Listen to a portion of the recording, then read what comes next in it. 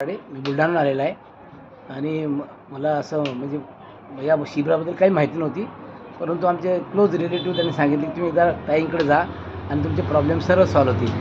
तर म्हणजे प्रॉब्लेम एवढे होते की सांगता येत नाही. युरिक ॲसिड वाढलेलं होतं. युरिक ॲसिड वाढलं होतं माझं आणि स्पॉन्डिलायसिसचा त्रास आहे. एक टाचसुद्धा दुखते आहे. असे भरपूर किरकोळ प्रॉब्लेम होते. परंतु इथे आल्यानंतर आणि बीपीची गोळी आणि साखरचा चहा खूप आवडीचे पदार्थ. परंतु इथं आल्यानंतर मला कधी कळलंच नाही की आपण गोळी घेतो की नाही घेत. आणि दुसरी गोष्ट की चहासुद्धा 5 दिवस झाले चहाची आठवण नाही, साखरची आठवण नाही. शरीरातला एक सायकलवर माणसाची एक मनस्थिती असते किंवा की आपल्याला साखर नाही खाल्ली तर आपली शुगर डाऊन होते का, थोडं बेचैन वाटलं की चहा प्या वाटते. तर 5 दिवस झाले ना साखर आहे, ना गूळ आहे, ना काय पत्ती आहे, ना दूध आहे, काहीच ते बिलकुल काही नाही. त्यामुळे इथला जो अनुभव आहे तो खूप अप्रतिम अनुभव आहे. आणि काळाताईंचं जे नॉलेज आहे, ज्ञान आणि स्नेहलताईंचं जे त्याच्यावरली कमांड आहे बिलकुल बोलायची, त्या योगावरली खरंच योग म्हणजे सदा सर्वदा योग तुझा घडावा. ज्यांना अनुभव असेल त्यांनी इथे यावं आणि हा खरोखर आपला अनुभव घ्यावा. माझं नाव वनमाला वराडे, बुलढाण्याहून आलेले आहे. मला सायटिकाचा खूप त्रास होता. खूप दवाखाने केले आणि एप्रिल महिन्यापासून मी खाली बसलेली नव्हती.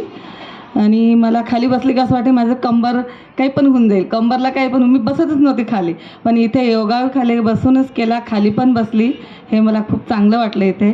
आणि चहा म्हणजे मला सकाळी असं वाटे की कामं झाले की मला चहा प्या वाटे. कोणी कधी लाडू खाल्ले, काही खाल्ले तर मला नको होता, पण चहा नाही पिले की मला कसं तरी व्हायचं. पण इथं आल्यावर मी निश्चय केला की आता चहा घ्यायचा नाही. चहापासून खूप आजार होतात, चहा बंद करणार आहे मी. आणि सगळ्याच फॉलो करणार आहे जेवणाचे याचे त्याचे सगळे. आणि जे अमृत जेवण आहे, अमृत भोजन आहे ते चालू ठेवणार आहे.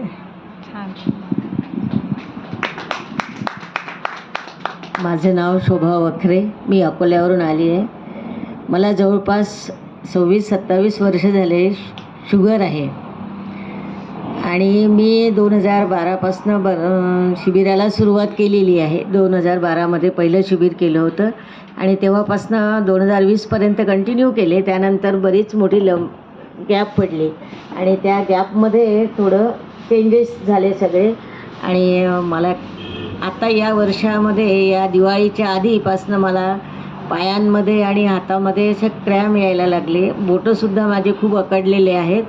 पण या शिबिराला मी जयाताईंनी जसं अनाऊन्समेंट आली त्यांच्या चॅनलवरच त्यांना माझं नाव दिलं. म्हटलं ताई पहिलेच माझं नाव घ्या आणि हे फी घ्या. त्यानंतर 5 दिवसामध्ये माझं वजन फारसं कमी झालं नाही, स्टेबल आहे जेवढं होतं तेवढं.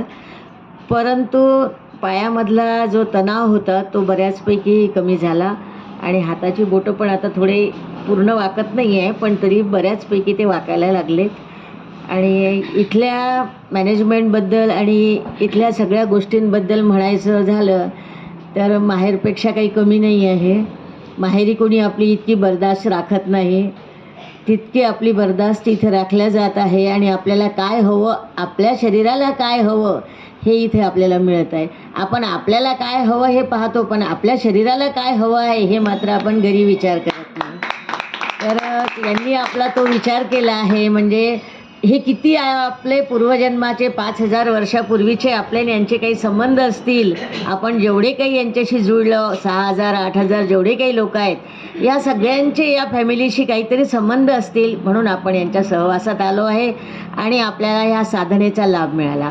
पण साधना अशी फक्त आहारावर अवलंबून नाही आहे, तर साधना त्रिसूत्री आहे हे मॅडमनी सांगितलं आहे. आणि तप, सेवा, सुमिरण हे तीनही केल्याशिवाय साधनेचा काही फायदा होणार नाही.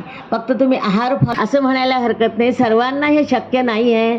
कितीही तुम्ही करतो म्हटलं तरी आपल्याला जमणार नाही ह्या गोष्टी.